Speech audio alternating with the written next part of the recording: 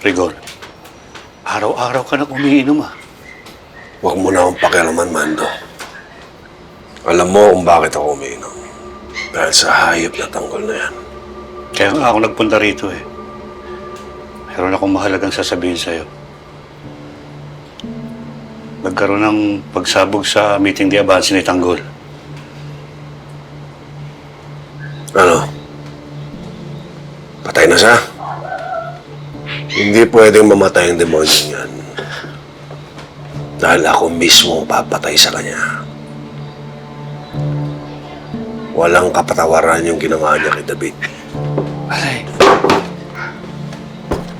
Pare, hindi si Tanggol ang pumatay kay David. May witness. Si Fatima Benito. Ito, tingnan mo. Oh, panoorin mo, pare. Nakita ko ang kasamaan ni Miguelito. Hindi lang siya mayabang. Mamamatay tao din siya. Saksi ako kung paano pinatay ni Miguelito Guerrero ang kapatid ni Tanggol na si David. Di totoo yan. Hindi magagawang patayin ni Miguelito si David. Nagsisinungaling ang Fatima na yan. Binayaran lang ng mga Montenegro yan para siraan yung mga Guerrero. Sisingilin ko pa rin si Tanggol sa kahiyopang ginawa niya. Pare, pag-isipan mo muna mabuti eh. Nabubulagan ka dahil sa galit mo kay Tanggol. Baka mamaya yan pang dahilan para hindi mo makamit yung hustisya para kay David.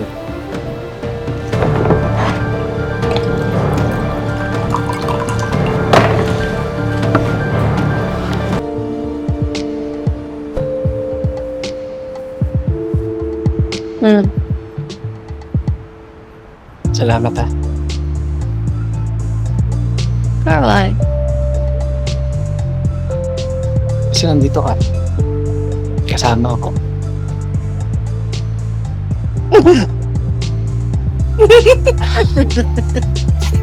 Ikaw alam mo, lasing pa lang.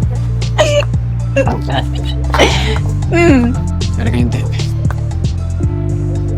Alam mo, Erika, wala na akong mauwi ang pamilya eh. Wala na si Kuya David. At saka si Kuya Tanggol. Hindi ko alam kung makatanggap pa ako ni nanay o tatay. Dahil sa ginagawa ko. Erika, ikaw na lang ang meron ako.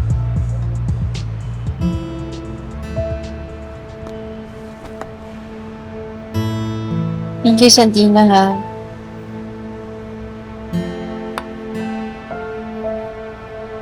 I'm glad I met you. At least, kahit wala na akong pamilya, ay, ang kasama ko.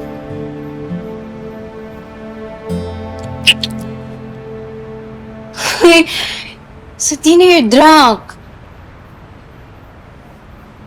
Erika. Pare ko na gustong magkansuod pa.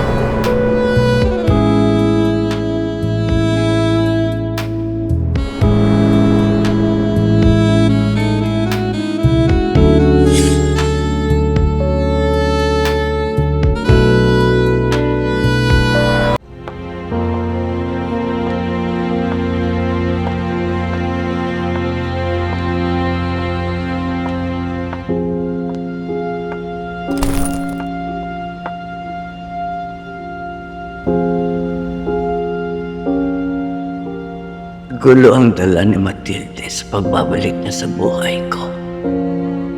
Babawiin ko sa kanyang yaman ko at papatayin sa oras na mangyari yun. Siya pala ang anak at apo niyang may tugong gerero. Kailangan maunang mapatay ko sila.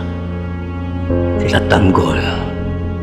Bago mangating kay Gustavo ang totoo.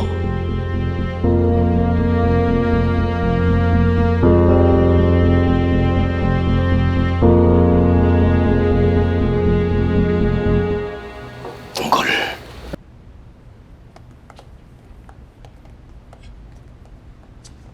May problema ka ba, Tanggol? Hindi naman nawawala ng problema yan si Tanggol eh. Tanggol, may pinagdadaanan ka ba? Ang kaaway na mortal ng pamilya ko. Pamilya ko rin pala. Anong ibig mo sabihin, Tanggol? Ginaasaran Don Gustavo pala nung araw ang lola ko. Si Lola Tinde.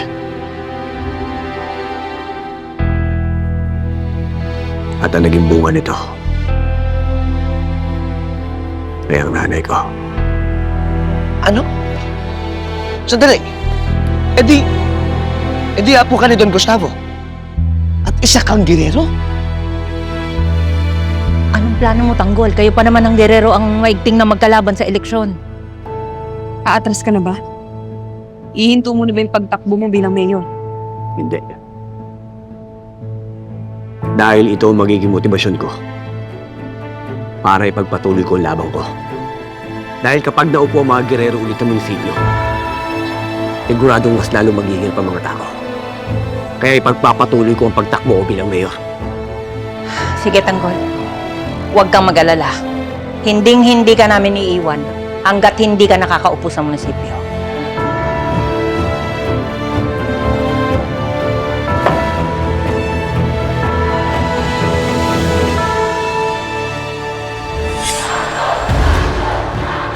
Simula nang tumakbo ako sa politika, nasira na ang pamilya ko. Pinatay ni Miguelito si David.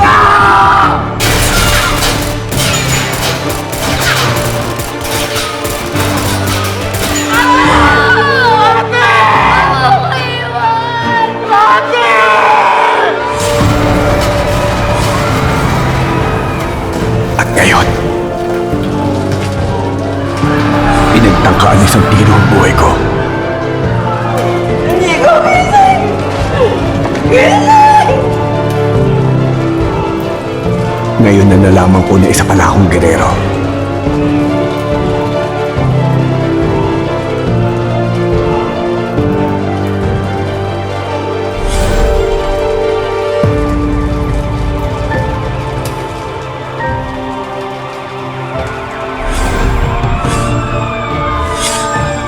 Hindi ko matatanggap ang pamilyang sumira sa buhay ko. Pananagutin ko sila. Pagbabayarin ko sila sa lahat ng mga kawalang yan at kahayupang ginawa nila. Magbabayad ang lahat ng mga gerero.